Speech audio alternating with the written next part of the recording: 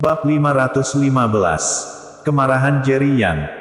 Mendengar suara yang akrab ini, raut wajah Jerry yang langsung muram, pupilnya berkedip dengan niat membunuh yang kuat.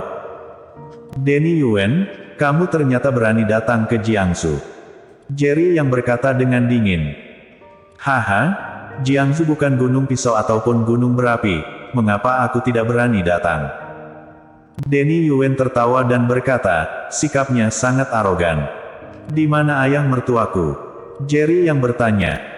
Dia tidak percaya bahwa Denny Yuen menggunakan ponsel David Kin untuk menghubunginya, tetapi itu menggunakan nomor telepon yang sama saja. Sudah mati. Denny Yuen tiba-tiba berkata sambil tersenyum. Denny Yuen, apakah kamu memprovokasiku? Jika ayah mertuaku terluka sehelai rambut pun, aku akan membuat hidupmu lebih buruk daripada mati. Jerry yang dipenuhi dengan kemarahan di dalam hatinya, dia tidak percaya bahwa David Kin sudah mati. Jerry Yang, apakah kamu tahu konsekuensi serius apa yang akan ditimbulkan oleh kata-katamu? Denny Yuen tiba-tiba bertanya, sebelum Jerry Yang dapat berbicara, dia kembali berkata, kamu berani mengancamku, maka aku akan menyakitimu hari ini. Pukul dia sampai dia tidak bisa bergerak. Kemudian terdengar Denny Yuen memberi perintah. Bang bang bang. Segera, terdengar suara pukulan dan tendangan di ujung telepon. Terdengar suara teriakan kesakitan, jelas dari David Kin. Hanya saja ada sesuatu yang dimasukkan ke dalam mulutnya, dan dia hanya bisa mengeluarkan suara, Denny Yue, akulah yang membuatmu kehilangan posisi kepala keluarga. Jika ada yang ingin kamu lakukan, datanglah padaku dan jangan sakiti yang tidak bersalah. Kata Jerry yang setenang mungkin. Jika Charles Ma ada di sini, dia pasti tahu bahwa dalam situasi ini, semakin tenang Jerry Yang, berarti semakin menunjukkan kemarahannya. Haha, mohon padaku. Selama kamu memohon padaku, aku akan membiarkan mereka berhenti sekarang. Kalau tidak, ayah mertuamu tersayang akan dipukuli sampai mati. Denny Yuen tertawa dan berkata, suara yang sangat arogan membuat Jerry yang berharap dia bisa membunuh binatang ini sekarang. Aku mohon, minta mereka berhenti. Kata Jerry yang tanpa ragu sedikit pun. Hahaha. Kamu benar-benar memohon padaku. Sepertinya ayah mertuamu memiliki status yang sangat tinggi di hatimu. Kalau begitu, aku tidak bisa membiarkannya pergi dengan mudah, selama orang itu penting untukmu. Satu persatu mati karenamu, kamu baru bisa merasakan sakit. Semakin sakit kamu, semakin bahagia aku. Apakah kamu mengerti perasaan melihat kamu ingin membunuhku tetapi tidak berdaya? Denny Yuen seperti orang gila tertawa. Jerry yang menarik napas dalam-dalam, mencoba yang terbaik untuk mengendalikan amarahnya. Bukankah Denny Yuen hanya ingin melihatnya marah? Saat ini, dia sangat marah sehingga Denny Yuen lebih bahagia. Jika kamu meneleponku hanya untuk memprovokasiku, maka aku dapat memberitahumu, kamu telah berhasil. Tapi, jika kamu ingin mempergunakan ayah mertuaku dan mengancamku, maka aku memberitahu kamu, itu tidak mungkin. Setelah selesai mengatakannya, Jerry yang langsung menutup telepon. Saat dia menutup telepon, Jerry yang memutar nomor Ken Kokian dan berkata, lindungi istriku. Kak Jerry, jangan khawatir, ada aku di sini, tidak akan membiarkan istrimu terluka sedikitpun. Kata Ken Kokian. Master ini yang juga berasal dari perbatasan utara ini sama sekali tidak memiliki masalah dengan kesetiaannya, dan kekuatannya juga sangat kuat. Setelah Charles Ma dikirim ke Kitayan, Ken Kokianlah yang melindungi Lesikin. Setelah memastikan bahwa Lesikin baik-baik saja, Jerry yang merasa lega. Kemudian, kembali melakukan panggilan lain. Kak Jerry. Terdengar suara dingin wanita. Itu adalah Karahan, penerus legenda pedang yang diburu oleh Asosiasi Bela Diri dan diselamatkan oleh Jerry Yang. Dia bertanggung jawab atas keselamatan Yumikin. Perhatikan dan lindungi Yumikin. Jika ada keganjilan, langsung beritahu aku. Perintah Jerry yang dengan cepat. Tadi ada seorang wanita parubaya mendatangi GM Kin dan bertengkar dengan GM Kin. Sebelum Karahan selesai berbicara, dia disela oleh Jerry Yang, kamu segera pergi cari Yumi Qin. Pastikan keselamatannya.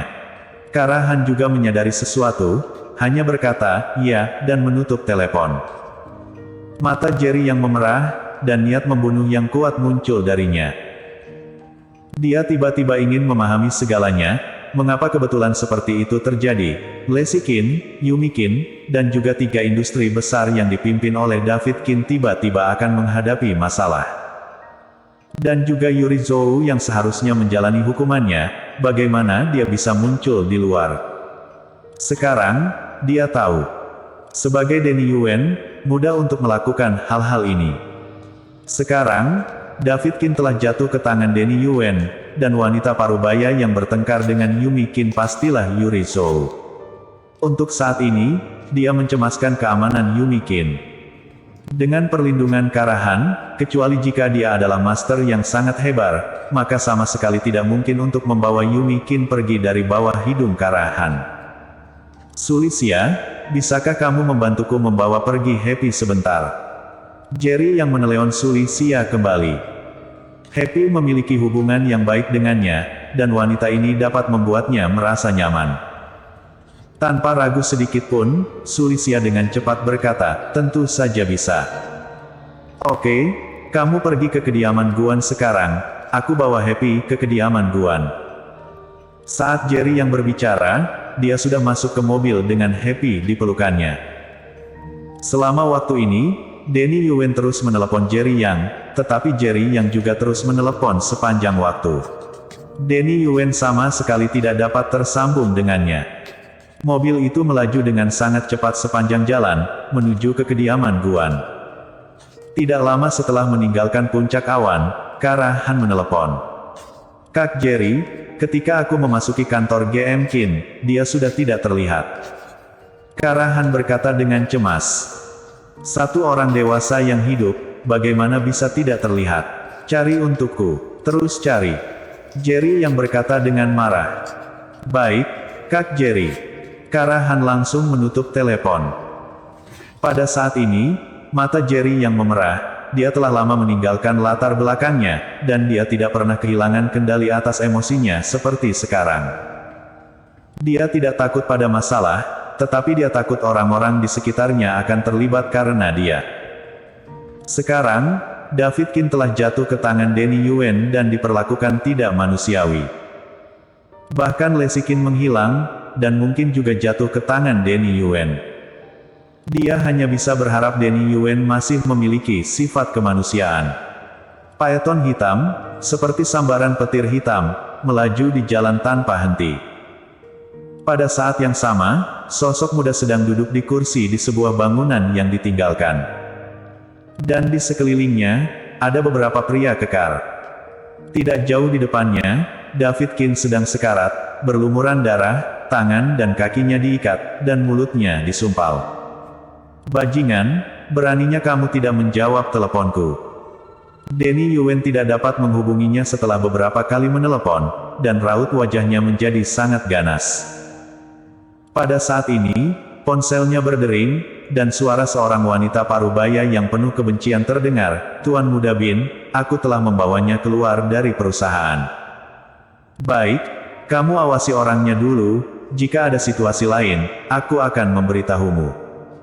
Denny Yuen akhirnya menerima kabar baik. Tuan Bin, jangan khawatir, aku, Yuri Zhou tidak akan pernah membiarkan jalan ini lolos. Yuri Zhou ialah yang membawa pergi Lacey Qin. Jika seseorang tidak memiliki batasan bawah, dia adalah binatang buas. Lacey Qin adalah putri kandung Yuri Zhou, dan dia mampu turun tangan padanya, bisa dibayangkan betapa kejamnya wanita ini. Saat ini, Jerry yang telah mengantar Happy ke kediaman Guan, dan setelah menyerahkannya kepada Sulisia, dia segera menuju ke grup Sanhe. Sekarang David Qin dan Yumi Qin telah dibawa pergi. Dia telah mengatur seseorang untuk mencari mereka, tetapi dia masih mengkhawatirkan Lacey Qin. Pada saat yang sama, grup Sanhe. Lacey Qin baru saja selesai menangani masalah perusahaan ketika seorang wanita berjas mengetuk pintu dan masuk. Kamu siapa? Kenapa aku tidak pernah melihatmu di perusahaan? Melihat wajah asing itu, Lesikin tiba-tiba menjadi waspada. Bersambung.